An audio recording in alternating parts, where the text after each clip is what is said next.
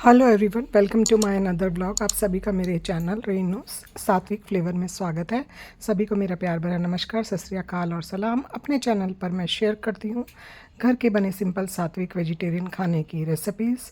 और होली आने वाली है, आप सभी को पता है होली पर सभी के घरों में पकवान बनते हैं। तो आज मैं आप लोग के साथ शेयर कर रही हूँ एक ऐसी मिठाई जो बाज़ार में भी मिलती है और आप घर में बनाएंगे ना तो इतनी स्वादिष्ट बनेगी, बिल्कुल बाज़ार की तरह से। और होली पर तो उसका मज़ा ही आ जाएगा। तो चलिए हम लोग शुरू करते हैं।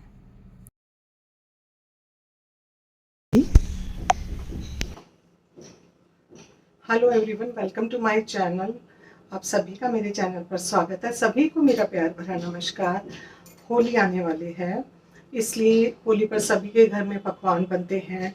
तो मैं भी कुछ यहाँ पर मीठा और नमकीन बनाने जा रही हूँ, कुछ स्नैक्स बना रही हूँ। तो मैं यहाँ पर जो भी बना रही हूँ उसकी रेसिपीज मैं आप लोग के साथ शेयर करूँगी। तो आप लोग एंजॉय कीजिए। अगर आप लोगों को अच्छी लगे तो आप भी होली पर इन्हें बना सकते हैं। तो चलिए शुरू करते हैं। वैसे तो मेरा काउंटर टॉप और गैस स्टोव बिल्कुल साफ़ है, लेकिन फिर भी एक बार मैं उसको दोबारा से अच्छे से अपने सॉल्यूशन से साफ़ कर लूँगी, क्योंकि मैं जो कुछ भी पकवान बना रही हूँ, डिश बना रही हूँ, सबसे पहले मैं वो अपने भगवान को, ठाकुर जी को भोग लगाती हूँ। तो सभी कुछ अच्छे से साफ़ हो जाना चाहिए। तो यहाँ पर मैं साफ़ कर लूँगी, उसके बाद मैं करूँगी शुरू अपनी प्रिपरेशन शुरू। तो सबसे पहले मैं एक चंद्रकला मिठाई बनाने जा रही हूँ जो होली पर बहुत ही अच्छी लगती है। और उसके लिए मैं सबसे पहले उसका डो तैयार करके रख देती हूँ, क्योंकि डो को हमें रेस्ट भी कराना है और उसके बाद मैं सारी प्रिपरेशन शुरू करूँगी। तो मैं बनाने जा रही हूँ उसका डो। तो यहाँ पर चंद्रकला बनाने के लिए मैं यहाँ पर ले रही हूँ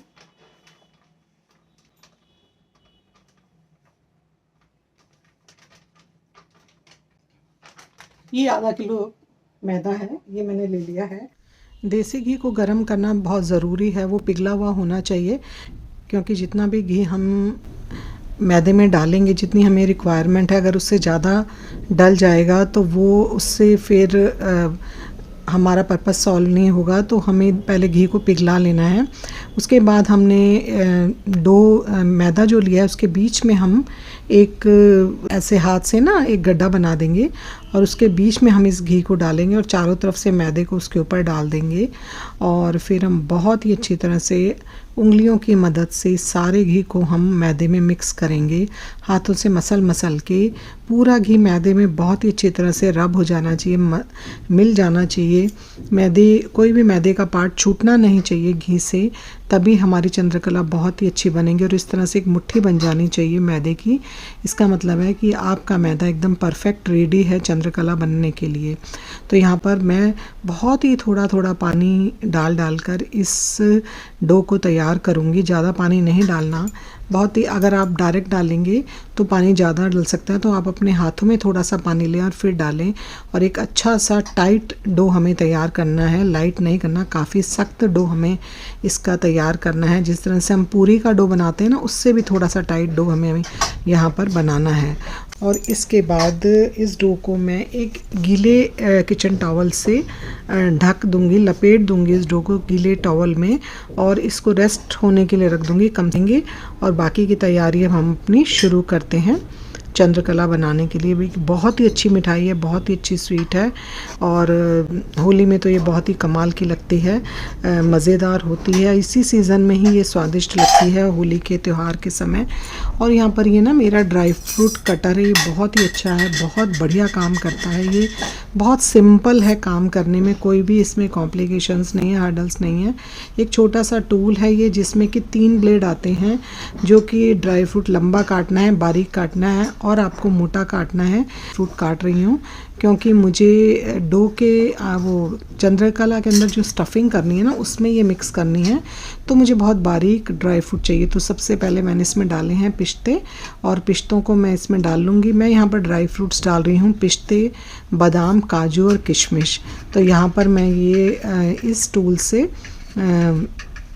सबसे पहले मैं पिस्ते को मैंने ग्राइंड कर लिया है। ये पिस्ता है, ये काजू किशमिश और ये बादाम कितना बारीक इससे हुआ है। और ये मेरे पास है आधा किलो खोआ। इस खोए को मैं अच्छे से भूनूंगी। ये फ्रिज में रखा हुआ था तो ये काफ़ी टाइट हो गया था, तो मैंने एक पैन लिया। मैंने नॉन स्टिक पैन लिया है। अगर आप खोआ भूनें तो कोशिश करें आप नॉन स्टिक पैन लें या ऐसा बर्तन लें जिसमें कि आपका खोया ना लगे। तो मेरे इस पैन में बिल्कुल भी नहीं लगता है। और मैं इसको धीमी आंच पर इस खोए को गुलाबी होने तक हल्का गोल्डन ब्राउन अभी मैं इस मावे को हल्का सा गोल्डन ब्राउन होने तक भूनूंगी। ज़्यादा नहीं भूनना है, बहुत ही हल्का सा भूनना है, क्योंकि जब हम चंद्रकला को तलेंगे तब भी ये मावा अंदर से थोड़ा सा भुनेगा, इसलिए हमें इसको बहुत ज़्यादा नहीं भूनना है। बस इसका थोड़ा सा जो रॉ स्मेल होती है ना खोए की, वो चली जाए, बस हमें उससे इतना ही भूनना है। इस मावे से मैं 2 स्वीट डिश बनाने वाली हूँ होली पे। एक तो चंद्रकला बनाऊंगी और एक मैं डिश बना रही हूँ जो मैंने अपने बड़े बेटे के बर्थडे पे बनाई थी और बहुत सबको पसंद आई थी, तो उसको भी मैं एक बार यहाँ पे दोबारा बनाऊंगी। बहुत सालों के बाद मैं वो रेसिपी बनाऊंगी। इतना अच्छा इसमें से खुशबू आनी शुरू हो गई है, तो बस अब मैं इसको थोड़ी सी देर और भूनूंगी और उसके बाद इसको बंद कर दूँगी। फिर मैं नेक्स्ट स्टेप की तरफ जाऊँगी।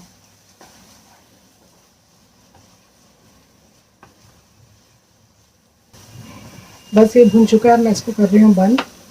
थोड़ी देर इसको और चला दूँगी, नहीं तो ना नीचे से ज़्यादा भुन जाएगा।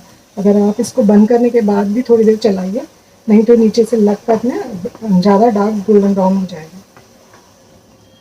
या मैं इसको अभी एक और प्लेट में निकाल लेती हूँ। अलग बर्तन में निकालने से ना ये जल्दी ठंडा हो जाएगा और हमारा प्रोसेस फास्ट हो जाएगा।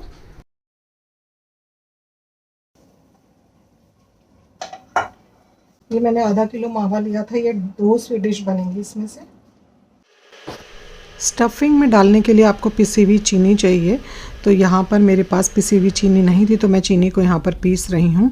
बहुत बारीक हमें पीसना है और इस चीनी को हमें खोए में और ड्राई फ्रूट्स के अंदर मिक्स करना है। और फिर उसके बाद हमें इसी जो हम बना रहे हैं इसी की स्टफिंग हमें अपने जो मिठाई हम बना रहे हैं उसके अंदर करनी है। तो यहाँ पर मैं चीनी को पीसती हूँ। 2 बार मैंने इसको करा तो ये बहुत अच्छे से पिस गई है और बाकी की बची हुई चीनी को मैं वापस रख दूँगी। और मेरा जो खोया है वो मैंने प्लेट में निकाल दिया था, उसको थोड़ा सा मैं एक बार फिर से चला दूँगी ताकि वो जल्दी से ठंडा हो जाए। अभी भी वो गर्म है। अगर हम गर्म खोए में चीनी डालेंगे तो चीनी मेल्ट हो जाएगी और खोआ पतला हो जाएगा और फिर वो स्टफिंग में बहुत परेशान करेगा। और यहाँ पर मेरा डो रेडी हो गया था, रेस्ट हो गया था उसका। तो अब मैं यहाँ पर उसकी मैंने एक रोटी बना ली है और रोटी बनाने के बाद मैं ये मेरे पास एक छोटा सा ग्लास है, उसके एज से मैं छोटी छोटी सी इसकी ये पूरियाँ निकाल रही हूँ। और ये बहुत जल्दी काम करती हैं। ये छोटी छोटी एक एक बनाने से बेटर है कि हम इस तरह से बनाएं और ये परफेक्टली बहुत जल्दी काम कर देती हैं। तो यहाँ पर मैं सारी इसी तरह से बना लूँगी और ये बचे हुए को फिर से उसमें मिक्स करके हम फिर से इसको गूंद लेंगे और इस तरह से सारा मैदा सारे डो की छोटी छोटी सी पूरियाँ मैं तैयार कर लूँगी। बहुत ही अच्छी आसानी से बन जाती हैं। डो थोड़ा सा टाइट होता है तो थोड़ी सी बनाने में आपको जोर लगाना पड़ेगा, और लेकिन बन जाती हैं आसानी से, बिल्कुल भी कोई दिक्कत नहीं आती। और कोई भी कटर आप ले सकते हैं, अगर आपके पास कटर है, कटोरी है या कोई भी कटोरी और कटर या छोटा सा ग्लास नहीं है तो आप कोई ढक्कन भी ले सकते हैं, किसी डब्बी का ढक्कन लेकर उससे भी आप इस तरह से पूरियों को काट सकते हैं। और यहाँ पर मैंने ये सारी पूरियाँ इसमें से काट लूँगी और ये मेरी सारी की सारी ये छोटी छोटी सी पूरियाँ रेडी हो जाएंगी। और इसके बाद मैं इन पूरियों को ना थोड़ा थोड़ा सा दोनों साइड से बेलन लगाकर पतला कर लूँगी, क्योंकि ये थोड़ा सा मेरा डो मोटा था और थोड़ी थोड़ी छोटी थी। इनको मैंने बेलकर थोड़ा थोड़ा सा बड़ा कर लिया है।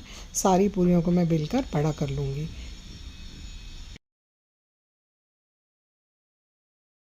और उसके बाद फिर से मैं इनको एक थाली में निकाल लूँगी, क्योंकि फिर मैं आराम से बैठकर इन सभी की स्टफ़िंग करूँगी। स्टफ़िंग के काम में सबसे ज़्यादा टाइम लगता है और इसको गीले कपड़े से मैं ढक दूँगी, नहीं तो इनमें ना ऊपर एक पपड़ी सी जम जाती है और फिर ये अच्छी नहीं बनती, फूलती भी नहीं है, तलने में भी दिक्कत करती है। यहाँ पर मेरा खोया ठंडा हो चुका है हाथों से, क्योंकि वो थोड़ा सा ना आपस में ऐसे जम सा गया था, तो मैंने इसको हाथों से कर लिया है, क्रश कर लिया है। और ये जो मेरा सारा ड्राई फ्रूट है वो मैं एक बोल में निकाल लूँगी। तो ये सबसे पहले मैंने निकाले हैं इसमें बादाम, और ये हैं पिस्ते। आधे पिस्ते मैं इसमें डालूंगी और आधे पिस्ते मैं रख लूँगी गार्निशिंग के लिए। और उसके बाद काजू, मैंने काजू पीसे थे, काजू भी मैं इसमें डाल लूँगी। और किशमिश मेरे पास है, किशमिश मैं इसमें मिक्स नहीं करूँगी क्योंकि मेरा बेटा किशमिश नहीं खाता है। उसका निकाल करके बाकी जो मैं बनाऊँगी उनमें मैं किशमिश डाल दूँगी और मैं इनको बहुत ही अच्छी तरह से मिक्स कर लूँगी। ये इलायची इसमें आप ज़रूर डालिए, इलायची का फ्लेवर इसके अंदर बहुत ज़्यादा अच्छा लगता है। तो यहाँ पर करीब मैंने सारी स्टफिंग के लिए आधा चम्मच टीस्पून के करीब मैं यहाँ पर इलायची पाउडर यहाँ पर डाल रही हूँ और इन सबको बहुत ही अच्छी तरह से स्पून की मदद से मिक्स कर लूँगी। सारे ड्राई फ्रूट्स को मिक्स कर लूँगी ताकि जो इलायची है उसका फ्लेवर अच्छी तरह से इसमें मिक्स हो जाए। और फिर मैं ये खोए में सारा ड्राई फ्रूट्स मिक्स कर दूँगी। सारा ड्राई फ्रूट्स इस खोए में डालकर मैं अपने हाथों की मदद से इसको बहुत ही अच्छी तरह से मिला लूँगी क्योंकि हमें अब स्टफिंग करनी है और ये बहुत थोड़ी थोड़ी स्टफिंग जाती है, तो सभी चीज़ें हर एक पीस के अंदर आनी चाहिए। इसलिए आप हाथों की मदद से बहुत ही अच्छी तरह से सारे ड्राई फ्रूट्स को खोए के अंदर मिक्स कर लीजिए। और उसके बाद मैंने जो चीनी पीसी है वो मैं अपने अंदाजे से इसमें मिक्स करूँगी। आप भी अगर मीठा तेज़ खाते हैं या कम खाते हैं उसी हिसाब से आप पिसी हुई चीनी इसमें डालेंगे। तो हमारे घर में जिस तरह से खाई जाती है मैंने वैसे ही डाल ली है। और अब इस चीनी को भी बहुत अच्छी तरह से इस खोए और ड्राई फ्रूट्स के मिक्सचर में मैं मिक्स कर दूंगी। देखिए हाथों की मदद से कितनी अच्छी तरह से मिक्स हो जाता है, स्पून से उतना अच्छा मिक्स नहीं होता है। और उसके बाद मैं इन सबको एक बोल में निकाल लूँगी और मैं आराम से बैठकर अपनी सारी मिठाई की फिलिंग करूँगी, सब स्टफिंग कर दूँगी बैठकर आराम से। और उसके बाद मेरा फ्राई करने का काम रह जाएगा इस मिठाई का। तो मैं बस अब ये बोल में निकाल करके और सारा सामान ले जा करके आराम से बैठकर मैं स्टफिंग स्टार्ट करूँगी। तो ये मेरा खोआ, ड्राई फ्रूट्स, इलायची और शुगर और थोड़ा सा मैदा मैंने लिया करीब 1-1.5 चम्मच के करीब। इसको मैं पानी डालकर स्लरी बना लूँगी, मिक्स कर लूँगी। ये मुझे स्टफिंग भरने के बाद उसको एक शेप देने के लिए बहुत काम में आने वाला है।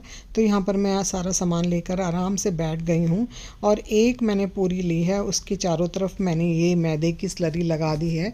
और उसके बाद में ये स्टफिंग 1 से 1.5 चम्मच के करीब आप इसमें भरिए और फिर एक और पूरी लीजिए, उसके चारों तरफ भी आप मैदे की स्लरी लगाकर इसके ऊपर लगा दीजिए और हाथों की मदद से अंगूठे और उंगली की मदद से आप अच्छी तरह से इनको चिपका दीजिए। मैं आपको यहाँ पर बनाने की तरीका बता रही हूँ। फिर दोनों हाथों से इसको ज़ोर से दबाते जाइए तो एक निशान, एक इम्प्रेशन यहाँ पर बन जाता है।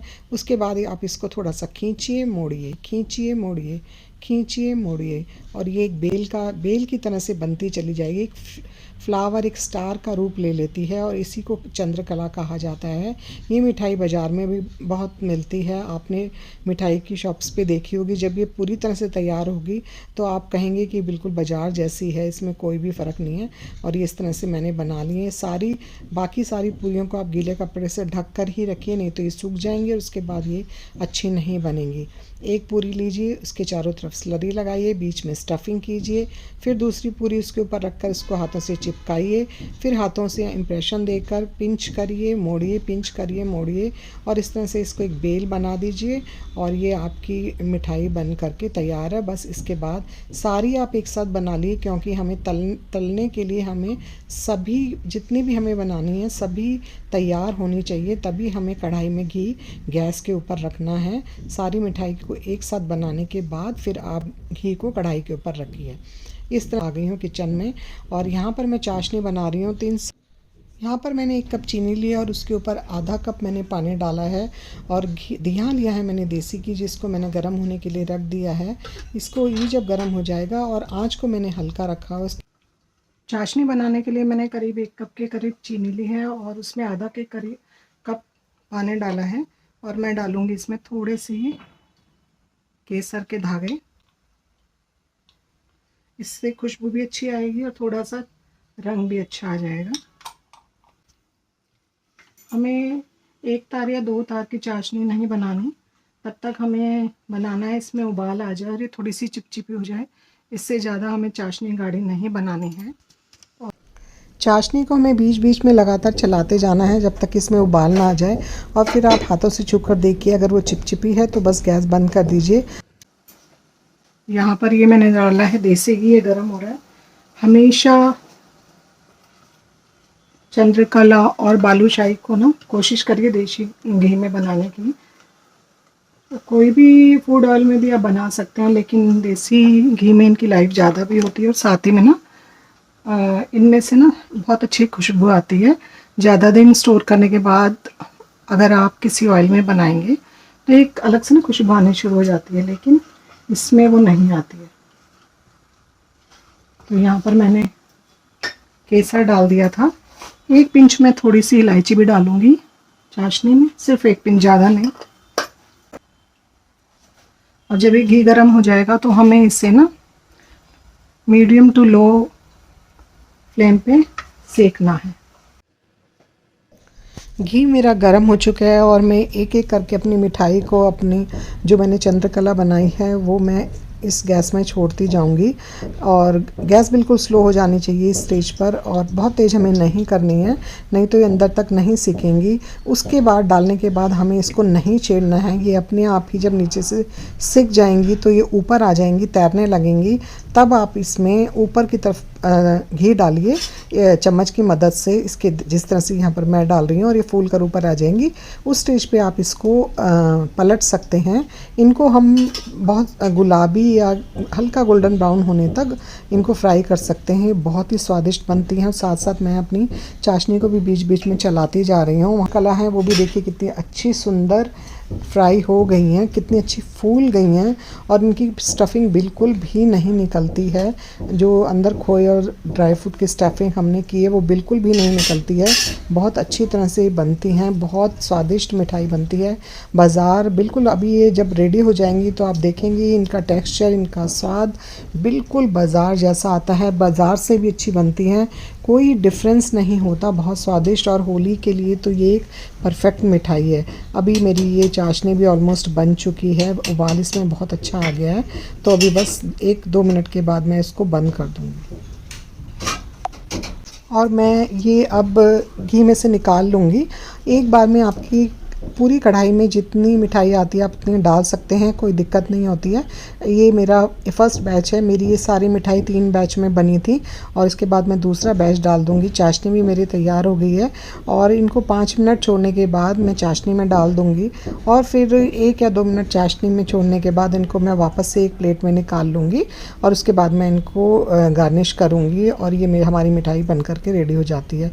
बहुत स्वादिष्ट, बहुत ही टेस्टी मिठाई, लाजवाब मिठाई बनती है। आप इसे बनाकर ज़रूर देखिएगा। बहुत ही घर में बनी हुई, एक शुद्ध घी से बनी हुई स्वादिष्ट पौष्टिक मिठाई है ये।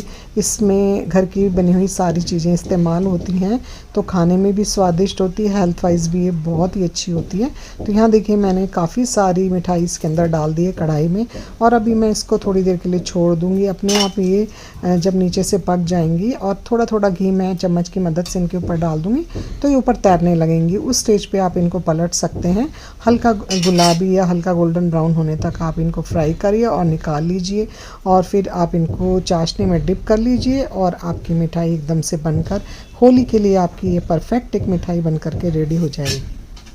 तो अभी मेरी देखिए ये नीचे से पक चुकी हैं, तो फूल चुकी हैं, ये अपने आप फूल जाती हैं, और अंदर की स्टफिंग बिल्कुल भी नहीं लगती। और साथ ही साथ मेरी बाकी की डिशेस बनने की भी प्रिपरेशन चल रही है। तो यहाँ पर मैं एक शाही रोल भी बनाऊंगी जो बहुत ही स्वादिष्ट बनते हैं। उसकी रेसिपी भी मैं नेक्स्ट वीडियो में आपके साथ शेयर करूँगी। शाही रोल मैंने अपने बेटे के जन्मदिन पर बनाए थे, बहुत साल पहले जब वो स्कूल में था, तब उसके जन्मदिन पर बनाए थे, और सभी लोगों को बहुत पसंद आए थे। बस आज मेरा दिल किया कि मैं दोबारा से इसको बनाऊं, तो मैं दोबारा से वो शाही रोल भी, वो ब्रेड से, खोए से और ड्राई फ्रूट से बनते हैं। बहुत ही टेस्टी मिठाई होती है वो भी। और मैं ये जो मैंने अपने चंद्रकला बनाई हैं ये मेरी फ्राई होगी, इनको भी मैं साइड में निकाल लूँगी। और साथ साथ मैं अपनी दूसरी डिश की भी तैयारी कर रही हूँ। मैं होली के लिए होली से पहले मैंने 4 पकवान बनाए हैं। एक तो मैंने चंद्रकला बनाया, एक शाही रोल बनाए थे, एक मीठे पारे बनाए थे और इसके बाद मैंने मटर के समोसे बनाए थे। सभी की रेसिपीज़ मैं आप लोगों के साथ शेयर करूंगी, इकट्ठा नहीं हो सकती क्योंकि 20 मिनट से ज़्यादा की वीडियो हो जाती है। अब इन सारी चंद्रकला को मैं चाशनी में डाल दूँगी। ज़्यादा देर हमें इन्हें नहीं रखना, 2 से 3 मिनट आप इनको भिगो के रखिए, दबा दबा के पलट के चम्मच से आप उनके ऊपर चाशनी डाल दीजिए और फिर आप इनको निकाल लीजिए। इस तरह से आप सारी की सारी चंद्रकला चाशनी में डाल करके रेडी कर सकते हैं और एक पिकर की मदद से आप इनको प्लेट में निकाल लीजिए।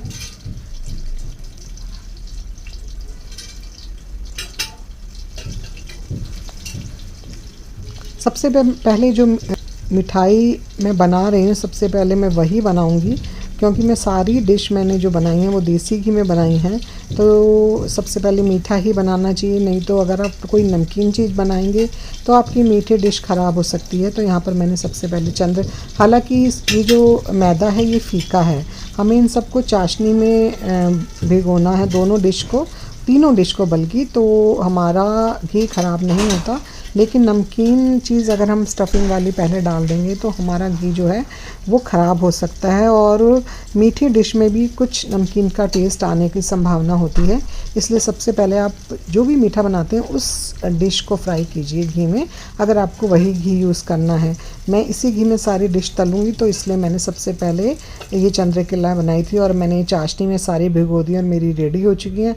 अब मैं इनको पिस्ते से करूँगी गार्निश और ये बहुत बहुत बहुत स्वादिष्ट मिठाई बन करके तैयार हुई थी।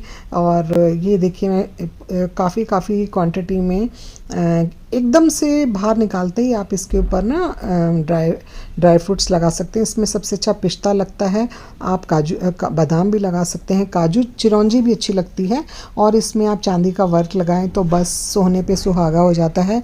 मेरे पास नहीं था तो इसलिए मैंने नहीं लगाया। यहाँ पर मैंने पिस्ते से कर दिया है इसको गार्निश। ये बहुत ही स्वादिष्ट मिठाई बनी है। सबसे पहले मैंने लगाया था अपने लड्डू गोपाल को भोग और बाकी की सारी मैंने यहाँ पर निकाल दी है अपने मेहमानों के लिए। ये मैंने अपने बेटे के लिए पैक कर दी है और ये थी मेरी चंद्रकला बनाने की मिठाई का वीडियो। आई होप आप लोगों को ये पसंद आया होगा। पसंद आया हो तो प्लीज़ इसे लाइक शेयर और सब्सक्राइब कीजिए। मिलूंगी आपसे नेक्स्ट वीडियो में, तब तक आप लोग अपना ध्यान रखिए, हंसते रहिए, खुश रहिए, मुस्कुराते रहिए। घर छोटा हो या बड़ा पौधे ज़रूर लगाइए। सुबह की सबसे पहली रोटी गौ माता की निकालिए। पशु पक्षियों के लिए दाना पानी रखिए।